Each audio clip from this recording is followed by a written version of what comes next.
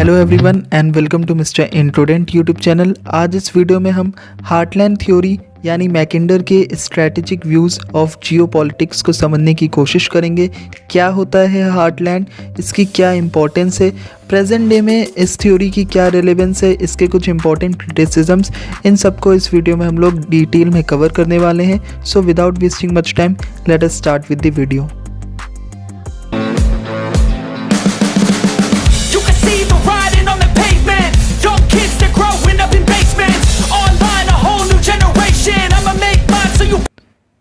सबसे पहले हम लोग देखेंगे मैकिंडर के जियो स्ट्रैटेजिक व्यूज़ क्या हैं। इन्होंने हार्टलैंड थ्योरी देने से पहले भी अपना पाइवट एरिया से रिलेटेड एक थ्योरी दी थी, इसके बाद भी इन्होंने मिडलैंड बेसिन की थ्योरी दी थी। तो ओवरऑल जो इनके व्यूज़ रहे हैं रिलेटेड टू जियो पॉलिटिक्स या किस तरीके से कौन सी स्ट्रैटेजिक लोकेशंस है वर्ल्ड में, उनको हम लोग थोड़ा सा उनके बारे में इन ब्रीफ देखेंगे। यहाँ पर the heartland theory is a geopolitical theory developed by British geographer and politician Halford John Mackinder. इन्होंने 20th सेंचुरी में ये थ्योरी लिखी थी। इससे पहले इन्होंने एक लेक्चर दिया था the geographical pivot of history, जो इन्होंने इसमें अपना एक पाइवट एरिया की बात करी थी, जो कि काफ़ी हद तक सिमिलर है आपका हार्टलैंड से। इस पाइवट एरिया में ही थोड़े से चेंजेस करके इन्होंने बाद में उसका नाम हार्टलैंड दे दिया था। इस हार्टलैंड को इन्होंने इतना इम्पोर्टेंट बताया है इसलिए है क्योंकि ये इनएक्सेसिबल टू सी पावर है, यानी ये जो एरिया है जिसको अभी हम लोग मैप की मदद से समझेंगे आगे, ये एरिया ऐसा है जहाँ पर सी पावर्स का कोई भी इतना इन्फ्लुएंस नहीं पड़ता। देखिए, इससे पहले जब हम लोग जियो स्ट्रेटेजिक व्यूज़ कर रहे थे तो एक सबसे इम्पोर्टेंट और पहला जो मॉडल आता है वो होता है महान्स सी पावर मॉडल, जिसमें बताया जाता है कि जिसका रूल सी पर है, जिस तरीके से आप सी पर रूल कर पा रहे हो या आपके पास नेवी बहुत अच्छी है तो ओवरऑल आपका वर्ल्ड पे भी अच्छा रूल होगा। लेकिन यहाँ पर क्या बताते हैं मैकिंडर कि ये जो पाइवट एरिया या फिर बाद में हम लोग जैसे हार्टलैंड बोलते हैं, वो इस वजह से इतना इम्पॉर्टेंट है स्ट्रैटेजिक लोकेशन क्योंकि ये सी पावर द्वारा इनएक्सेसिबल है, यानी वहाँ पर सी की मदद से आप नहीं पहुँच सकते हो। Possess the vast capability of becoming the seat of great world power which would be enable to dominate the whole world. देख लेते हैं हम लोग हार्टलैंड क्या होता है। दी हार्टलैंड थ्योरी, देखो यहाँ पर सबसे पहले हम लोग मैप की मदद से देखेंगे। ये जो पाइवट एरिया है, यहाँ पर जो मैप में आपको पाइवट एरिया दिख रहा है, इसी को बाद में इन्होंने रीनेम कर दिया था एज दी हार्टलैंड 1919 में इनकी हार्टलैंड थ्योरी में। अब समझते हैं क्या होता है हमारा heartland. The heartland is the central region of Eurasia which is the largest landmass on earth according to Mackinder. ठीक, Mackinder believed that the heartland was the most strategically important region because it was both inaccessible to sea power and had abundant natural resources। बहुत ज़्यादा आपको पता है ये जो basic जो area है ये आपका रशिया, यूक्रेन, साइबेरिया वाला जितना पार्ट है उसको इन्होंने अपना हार्टलैंड बताया था। तो इसमें बहुत ज़्यादा अबंडेंट एंड नेचुरल रिसोर्सेज जैसे कि कोल है, आयरन है, ग्रेन है, और साथ ही साथ ये सी पावर से तो बिल्कुल ही आप कह सकते हैं इनएक्सेसिबल हो जाता है क्योंकि ये बीचों बीच लैंड पूरा ओवरऑल आप कह सकते हैं लैंडलॉक्ड है ये जगह।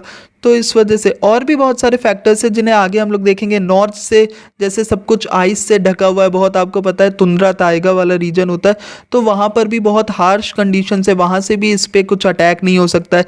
नीचे हिमालयाज है, माउंटेन्स है, जिसकी वजह से साउथ से भी यहाँ पर अटैक नहीं हो सकता। तो ये जो ओवरऑल स्ट्रैटेजिक लोकेशन है ये बहुत ही अच्छी है, इसमें इन्वेजन करना बहुत ही मुश्किल है। केवल कहाँ से हो सकता है, आपका वेस्ट से हो सकता है, यानी यूरोप से हो सकता है। तो इसी से रिलेट करते हुए इनकी जो इंपॉर्टेंट थ्योरी की 3 लाइन्स है ये सबसे ज़्यादा इंपॉर्टेंट है और ये आपको पता होनी चाहिए। इसी को आपको ओवरऑल इन्होंने हार्टलैंड थ्योरी में एक्सप्लेन किया है। ये क्या कहते हैं, who rules east Europe commands the heartland.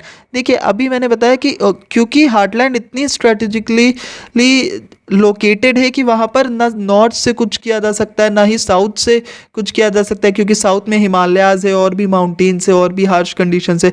North में आपका बहुत ज़्यादा इसमें आइसी आप कह सकते हैं क्लाइमेट है या फिर बहुत ज़्यादा कोल्ड रीजन से।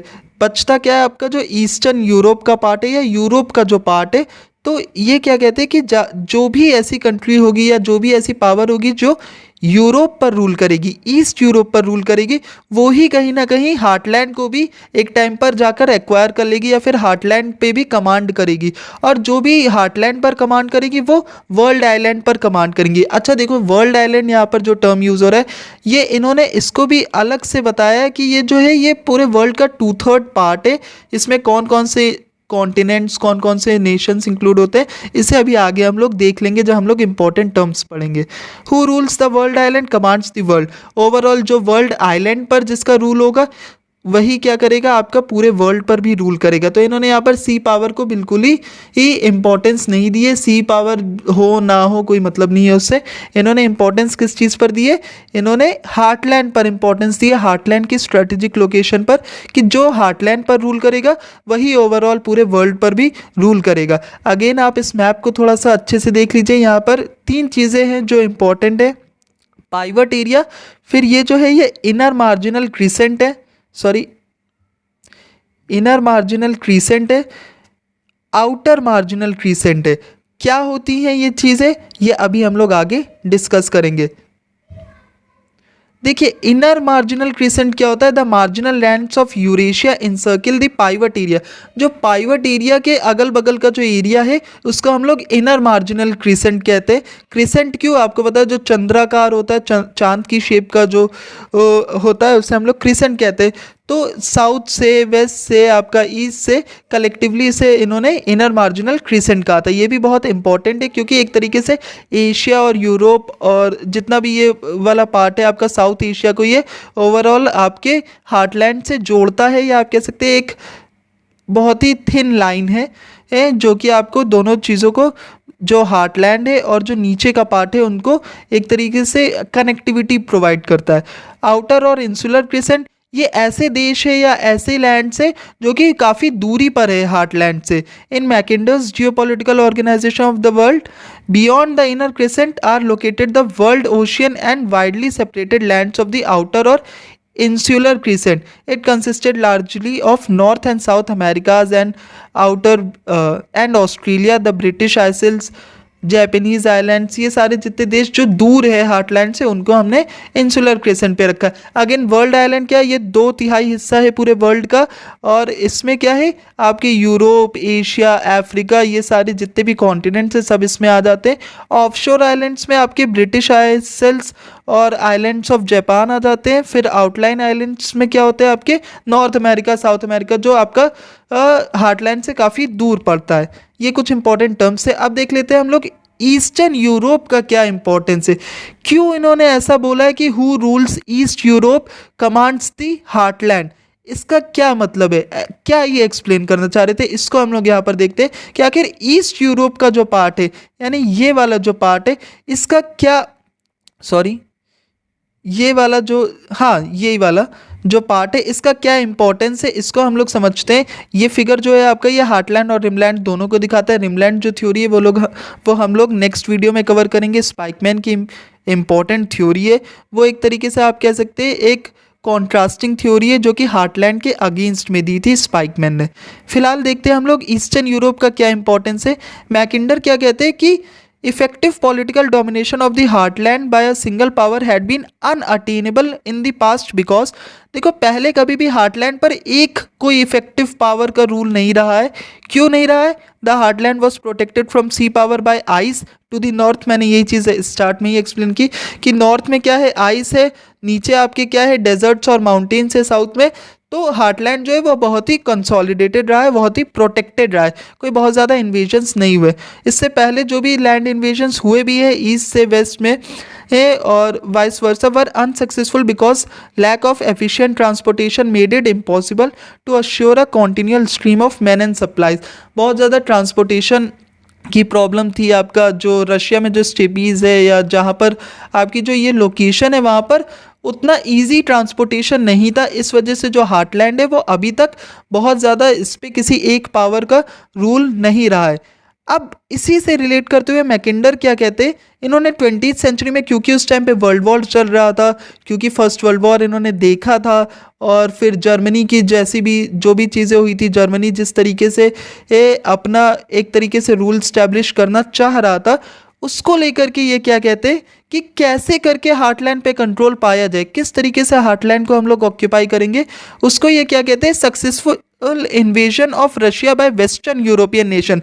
मोस्ट प्रोबेबली ये जर्मनी को कहते हैं कि अगर इन्वेजन करता है जर्मनी रशिया पर, अब कैसे हो सकता है यार, देखो पहले तो नहीं हो पाता था, क्योंकि पहले तो अभी हमने डिस्कस किया कि ट्रांसपोर्टेशन में प्रॉब्लम थी, लोग सिपाही और जो भी मैन है, सप्लाईज है, ये सब कैसे जाएंगी। लेकिन अब जो मॉडर्न टाइम है उसमें उस टाइम तक रेल रोड्स बन गई थी, यानी रेलवेज बहुत ही, आपने सुना होगा इंटर कॉन्टिनेंटल रेलवेज थी, और बहुत सारी अच्छे अच्छे आपका मोड ऑफ ट्रांसपोर्टेशन हो गया था। तो अब पॉसिबल था आपका हार्टलैंड को ऑक्यूपाई करना। तो ये क्या कहते हैं कि एक तो ये हो सकता है कि आपका जर्मनी जो है या फिर जो वेस्टर्न यूरोपियन नेशंस है वो अटैक कर दे आपके रशिया पर और उसको कॉन्क्योर कर ले। दूसरा क्या हो सकता है, एक रशियन और जर्मन अलायंस हो सकता है रशिया और जर्मनी के बीच में। या फिर क्या हो सकता है, Sino Japanese empire. Sino Japanese का मतलब यहाँ पर क्या है, साइनो जैपनीज का मतलब है आपका चाइना जापान वाला जो रीजन है वो कहीं ना कहीं से अटैक करके या कुछ भी करके आपका हार्टलैंड को ऑक्यूपाई कर लेता है। तो इन तीनों मामलों में ये लोग क्या हो जाएंगे, सुप्रीम पावर बन जाएंगे, या ये लोग क्या करेंगे, वर्ल्ड पर इनका कमांड होने लगेगा, ऐसा मैकिंडर ने प्रेडिक्ट किया था। प्रेजेंट डे रेलिवेंस हम लोग देख लेते हैं। देखिए पूरी ओवरऑल थ्योरी में आपको वही जो 3 पॉइंट्स है उसी को एक्सप्लेन करना है। ईस्टर्न यूरोप का क्या सिग्निफिकेंस है आपको ये बताना है, किस तरीके से कंट्रोल किया जा सकता है हार्टलैंड पे ये भी आप बता सकते हैं, और क्यों नहीं कर पाए थे अभी तक हार्टलैंड पर कंट्रोल, उसके भी रीजंस हमने डिस्कस कर लिए। अब देखो प्रेजेंट डे में ये थ्योरी कैसे रेलेवेंट है। प्रेजेंट डे में भी ये जो हार्टलैंड वाला एरिया है, जो सोवियत यूनियन वाला एरिया था या रशिया वाला एरिया, आपको पता है कि रशिया एक सुप्रीम पावर है, आपको पता है कि वहाँ पर रिसोर्सेज बहुत अच्छे अवेलेबल है, बहुत सारी चीज़ें अच्छी है वहाँ पर, और ओवरऑल उसका डेवलपमेंट भी अच्छा है। लेकिन आज के टाइम पर किस तरीके से अलग अलग चीज़ें हो रही हैं जो कि ये दर्शाती है कि उस एरिया पर पावर का जो आप कह सकते हैं जियो पॉलिटिक्स है वो किस तरीके से चेंजिंग है या फिर डायनेमिक है। सबसे पहला तो आपको पता है राइज ऑफ चाइना। चाइना जो है वो अपना इकोनॉमिक और मिलिट्री पावर को बहुत ज़्यादा इंक्रीज कर रहा है धीरे धीरे। आपको पता है चाइना में कितना ज़्यादा अब डेवलपमेंट हो रहा है, अपनी मिलिट्री को कितना ज़्यादा वो बढ़ा रही है, इकोनॉमिक पावर को बढ़ा रही है। तो इससे जो आपके जो भी जियो पॉलिटिकल थिंकर्स हैं उनको क्या समझ में आ रहा है कि चाइना जो है वो धीरे धीरे करके कब्जा करना चाह रही है आपका, या फिर किसी ना किसी तरीके से रशिया पर या ये जो हार्टलैंड वाला एरिया है उसको ऑक्यूपाई करने की कोशिश कर रही है। China's Belt and Road Initiative, which aims to build infrastructure and connectivity across Eurasia, has been interpreted by some as an attempt to gain influence and control in the heartland region. तो इससे लोगों को क्या लग रहा है कि heartland reason पर एक तरीके का इन्फ्लुएंस बिठाना चाह रही है चाइना।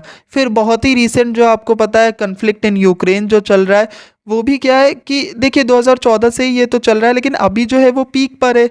इससे क्या हमें पता चलता है कि Ukraine is located in the pivot area which Mackinder identified as the region that was key to controlling the heartland.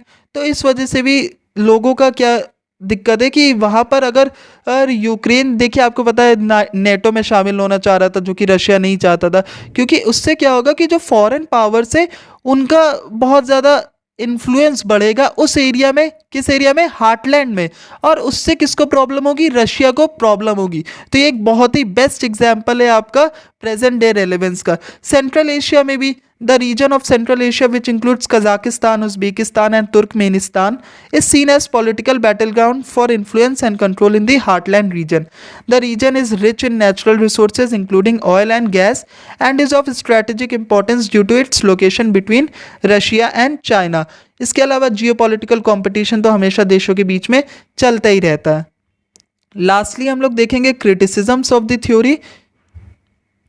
Criticisms देखिए इन्होंने बहुत ही ज़्यादा ओवर सिंप्लीफाई कर दिया था अपनी थ्योरी में। ये क्या कहते हैं कि the theory fails to explain for factors such as culture, region, ethnicity and ideology that can play a significant role in shaping geopolitical outcomes। इन्होंने सिर्फ और सिर्फ जो है केवल हार्टलैंड रीजन को इतना ज़्यादा इंपॉर्टेंट बता दिया, एक रीजन को, एक जियोग्राफिकल एंटिटी को, कि भाई क्योंकि ये यहाँ पर एग्जिस्ट करता है बस इसीलिए ये पावरफुल है। कल्चरल रीजन्स या फिर आपके इकोनॉमिक फैक्टर्स या रिलीजन या एथनिसिटी, इन सबको कुछ इन्होंने इंपॉर्टेंस नहीं, इन्होंने बताया ये जोग्राफिकली यहाँ पर है क्योंकि यहाँ ऊपर से आपका तुंद्रा टाइगर रीजन है, नीचे से हिमालयाज है, इस वजह से ये पावरफुल रीजन है।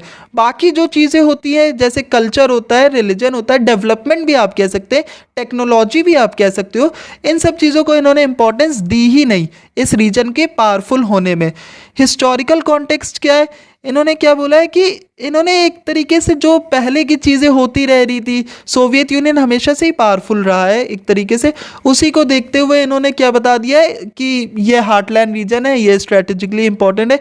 इन्होंने कुछ भी उस टाइम को रिलेट करते हुए या फिर वहाँ पर और भी बहुत सारे ऐसे नेशंस, जैसे अमेरिका भी उस टाइम पे बहुत अच्छा ग्रो कर रहा था, बट उसको स्ट्रेटेजिकली इन्होंने उतना इंपॉर्टेंट नहीं बताया। यूरोसेंट्रिज्म का क्या मतलब है, ये बहुत ही यूरोप सेंट्रिक चीज़ें बोलते थे। इनकी जो भी थ्योरी आपने स्टार्ट में ही देखा होगा, हु रूल्स ईस्ट यूरोप, ये कहते ही ये चीज़ें कि यार जो ईस्ट यूरोप पर रूल करेगा वही पूरे वर्ल्ड पर ओवरऑल आप कह सकते हो रूल करेगा, क्योंकि वो हार्टलैंड पे भी कमांड करेगा। तो सारी चीज़ें ये इनके यूरोपियंस या जितने भी आपके यूरोप से रिलेटेड जो भी लोग हैं उन पर ही ये सेंटर रहती थी इनकी थ्योरीज। नॉन यूरोपियंस को ये इतना ज़्यादा इंपॉर्टेंस नहीं देते थे। Determinism, again critics argue that Mackinder's theory is deterministic and overly focused on geography as the primary determinant of geopolitical outcomes। Again इन्होंने बहुत ज़्यादा ज्योग्राफी को ही इंपॉर्टेंस दी है, उसके अलावा पॉलिटिकल, इकोनॉमिक और सोशल जो फैक्टर्स होते हैं जो कि बहुत ज़्यादा रिस्पॉन्सिबल होते हैं आपके जियोपॉलिटिकल आउटकम्स के लिए, उसको ये इग्नोर कर देते। इन्होंने सी पावर को भी इग्नोर किया है। ऑल्दो इनकी ये बात सही है कि जो हार्टलैंड है आपका, उसमें सी पावर्स का उतना ज़्यादा इन्फ्लुएंस नहीं है, लेकिन आप अगर देखोगे तो जो नेवल पावर है वो आपके ग्लोबल जियोपॉलिटिक्स में बहुत इंपॉर्टेंस तो रखती है, particularly in the post world war second era. जो आपका नेवी थी उसका डेवलपमेंट या नेवी किस तरीके से आपका स्ट्रॉन्ग होनी चाहिए, ये सारी चीज़ें फर्स्ट वर्ल्ड वॉर के बाद हर देश ने अपनी नेवी को स्ट्रॉन्ग करने की कोशिश की, अपनी सी पावर को बढ़ाने की कोशिश करी है। लेकिन सी पावर को बिल्कुल ही ज़्यादा इंपॉर्टेंस ना देना, बिल्कुल ही उसको नेग्लेक्ट कर देना, ये भी इनकी थ्योरी का एक ड्रॉबैक रहा है। So this was all about heartland's theory. अगर आपको कुछ भी डाउट्स है आप कमेंट सेक्शन में पूछ सकते हैं। इस थ्योरी के हैंड रिटन नोट्स आपको मेरे टेलीग्राम चैनल पर मिल जाएंगे। So do like, share, subscribe and आप लोग टेलीग्राम चैनल को ज्वाइन कर लीजिएगा। Thank you for watching.